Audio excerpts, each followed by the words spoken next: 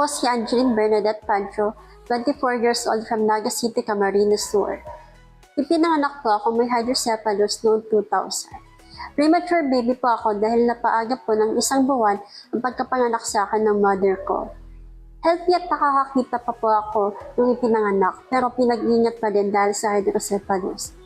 Tapos, nung nag 3 months old na po ako, inoperahan po ako sa ulo na kung tawagin ay BP shunting. Nilagyan po ako ng tubo sa ulo para ma-drain ito ang fluid na napoproduce sa brain ko.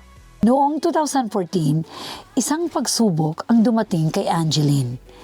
Bumalik ang kanyang hydrocephalus at naapektuhan na ang kanyang paningin. May 12, 2014, biglang nagdilim ang paligid ko. Akala ko pagkatapos ng surgery, babalik pa ang paningin ko, pero hindi na po ito bumalik. Sa kabila ng pagkawala ng kanyang paningin, hindi sumuko si Angeline. Nagpatuloy siya sa regular na high school.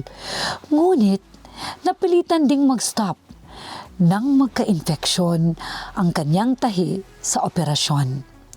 Sa kalaunan, lumipat siya sa SPED Center sa Naga City, kung saan natutunan niya ang paggamit ng braille at screen reader. Doon ko na-realize ang kahalagahan ng inclusive education.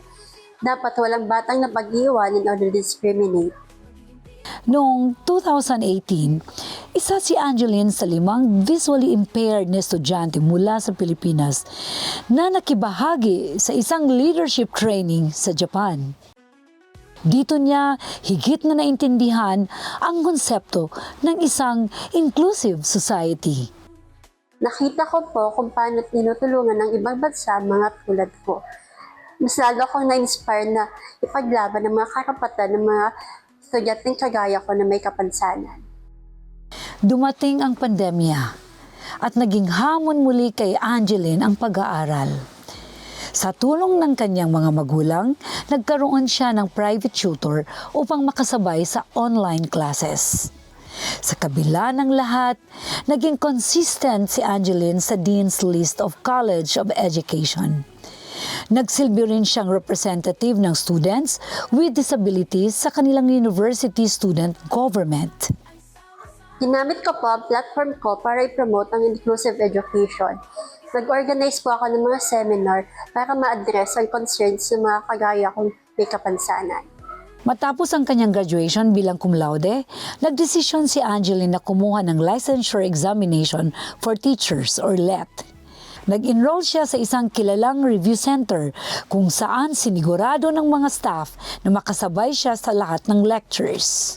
Pagsubok po ang bawat araw ng review, pero hindi ko pa pinababayaan ang sarili ko. Kahit busy, naglalaan pa rin po ako ng oras para mag-recharge at mag-relax. Sa araw ng LET, sinamahan si Angeline ng 2 proctors, isang tagabasa at isang taga-shade ng kanyang sagot. Sa kabila ng kaba, nanatili siyang kalmado at focused. Sinasabi ko sa sarili ko na kaya ko to. Hindi ko hinayaan ang sarili kong mawala ng focus. Noong December 13, inanunsyo na isa si Angeline na nakapasa sa LET. Para po ito sa pamilya ko, sa mga taong nagtitiwala sa akin at sa mga estudyanteng may kapansanan. Sana maging inspirasyon po ang kwento ko sa mga taong nangangarap.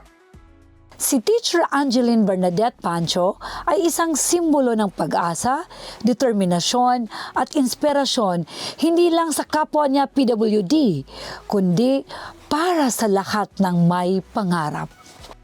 Sa mga kagaya ko pong may kapansanan, lagi nang po nating tandaan na ang tagumpay ay hindi nasusukat sa mga limitasyon, kundi sa tapang at paniniwala sa sariling kakayahan. The warmth and love Filipino at heart. Tayong lahat ay sama-sama, maging inspirasyon ng bawat isa.